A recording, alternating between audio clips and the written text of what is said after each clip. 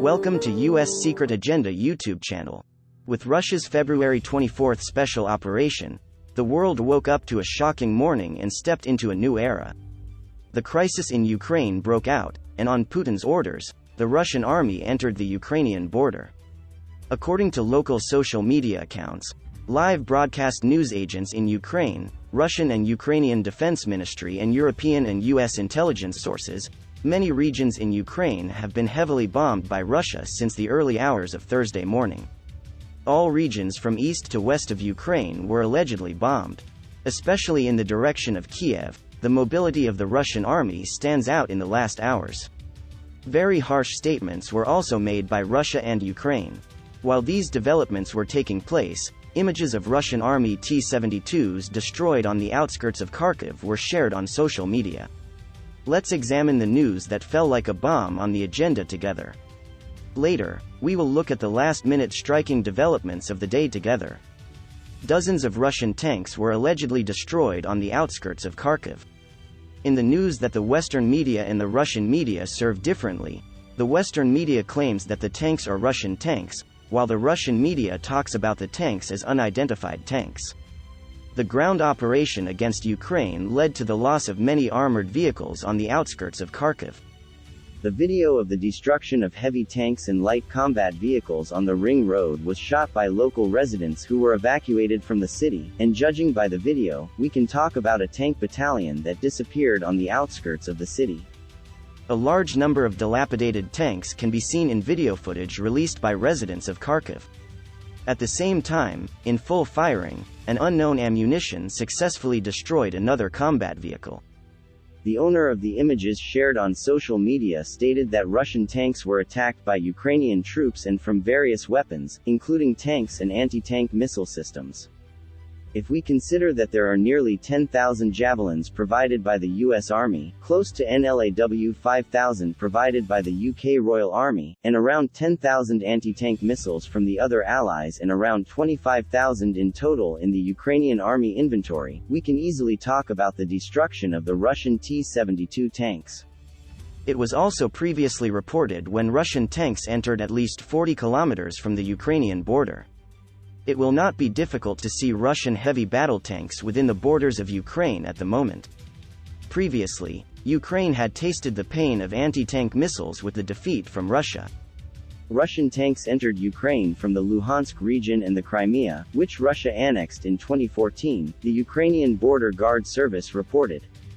Ukraine also claimed to have shot down 6 Russian planes and a helicopter and destroyed 4 tanks. Moscow did not confirm any casualties or other military casualties. Ukrainian leader Volodymyr Zelensky has summoned top military officials for a meeting after holding a series of emergency talks with world leaders, including U.S. President Joe Biden.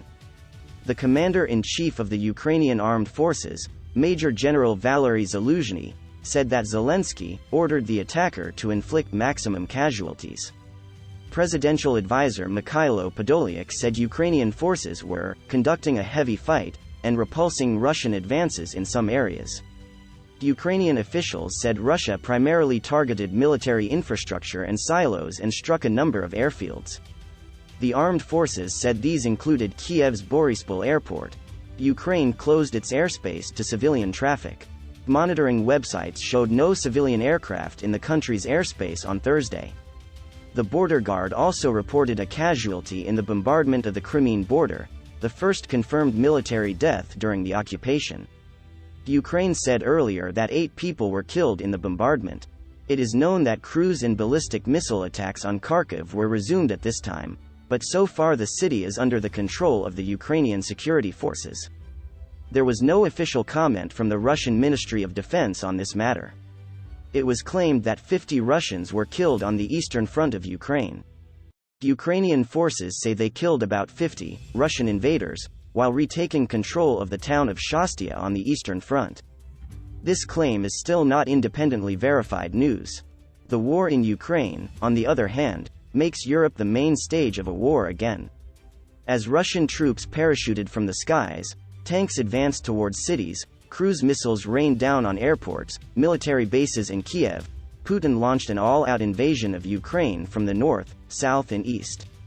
Missiles and bombs hit targets from east to west, destroying military bases, airports and ammunition depots. Tanks and troops crossed the Belarusian border as paratroopers landed in the east of the country, and rebel forces exited the occupied Donbass region. Hundreds of Ukrainian soldiers died in the early fighting when 6 Russian jets and a helicopter were shot down from the sky, before Moscow claimed it had eliminated the country's anti-aircraft batteries. The attack came on the personal orders of Vladimir Putin, who announced to the world that he was aiming to demilitarize and Nazify the country in the middle of the UN meeting convened to prevent conflict. Global markets were shaken by the invasion as the Russian ruble fell to its lowest value ever and the price of oil rose above $100 a barrel. The European Union has said it will impose new sanctions, freeze Russian assets, stop its banks from accessing the European financial market and target Kremlin interests. US President Joe Biden has said the US and its allies will impose heavy sanctions on Russia as they prepare to meet with their G7 colleagues to map out a response. Boris Johnson described the invasion as a disaster for the continent, and was preparing to address the nation where heavy sanctions against Russia were expected. China reiterated its calls for talks Thursday to resolve the crisis in Ukraine, while refusing to criticize Russia's attack and accusing the United States and its allies of making the situation worse. Central European countries have begun preparations to accept potentially hundreds of thousands of refugees fleeing the conflict in Ukraine. Moldova declared a state of emergency. According to Moldovan media websites, dozens of cars have queued up at the Ukrainian border. Russia suspended the movement of merchant ships in the Sea of Azov, but kept its ports in the Black Sea open for navigation. Tankers closed the Kerch Strait between the Black and Azov Seas. Ukraine asked Turkey to close the Bosporus and Dardanelles Straits stretching from the Mediterranean to the Black Sea to Russian ships. North Atlantic Alliance ambassadors plan an emergency meeting Thursday, while the UN Security Council will discuss a resolution condemning the invasion. Ukrainian police said they were handing out weapons to veterans. The Russian Defense Ministry said the air campaign against Ukraine did not target cities and did not pose a threat to civilians. Ukraine's State Border Service, DPSU, said the country's border was attacked by Russian troops supported by Belarus. The network showed a live stream video of a column of soldiers and military vehicles crossing the Belarus border crossing between Senkivka, Ukraine and Veselivka, Belarus, taken at around 6:48 local time on Thursday. Minsk and Moscow have close military relations, and Russian troops are in Belarus for extensive military exercises.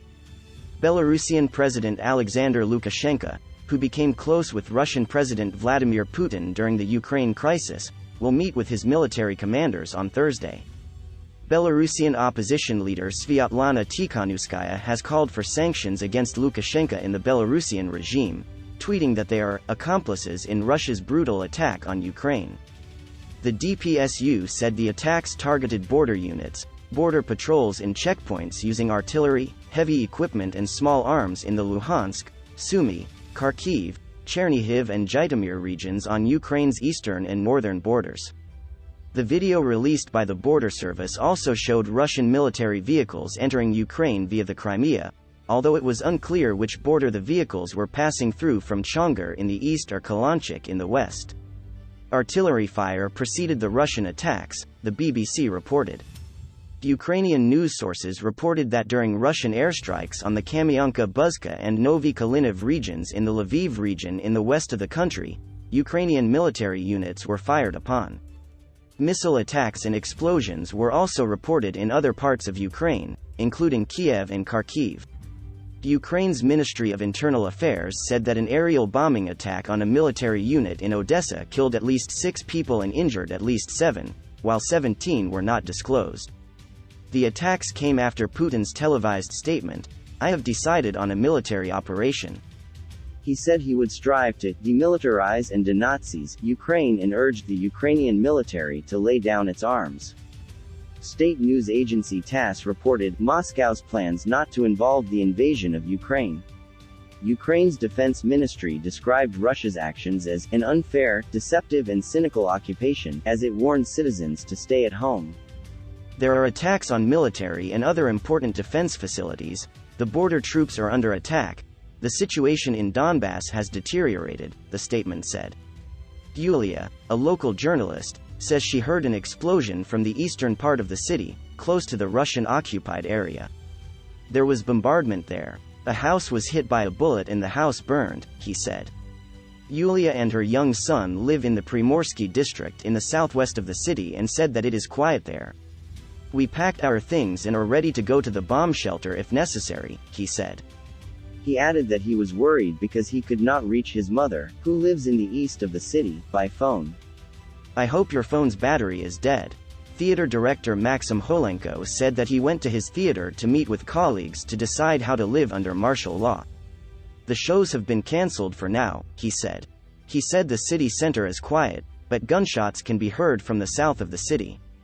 There were rumors that the Russian Air Force had landed in the city, but these turned out to be fake. But in Podolska, a city in the north of Odessa Oblast, I saw the news about the explosions. They were reportedly bombarded from Transnistria, he said. In Odessa, he sent a video of black smoke from the bombardment filmed by an actor from his own theater. Russian tanks, APCs, military trucks and numerous rocket launch columns are moving north of Kherson Oblast in the direction of Nova Kakhovka. A local resident told The Guardian that Russian troops were passing through Ukrainian villages without stopping there. We live near our houses, said Svetlana, a resident of the town of Chaplinka in Kherson Oblast. Shops are closed, nothing is working. She added that there were sounds of shelling in the morning, but it was quiet now.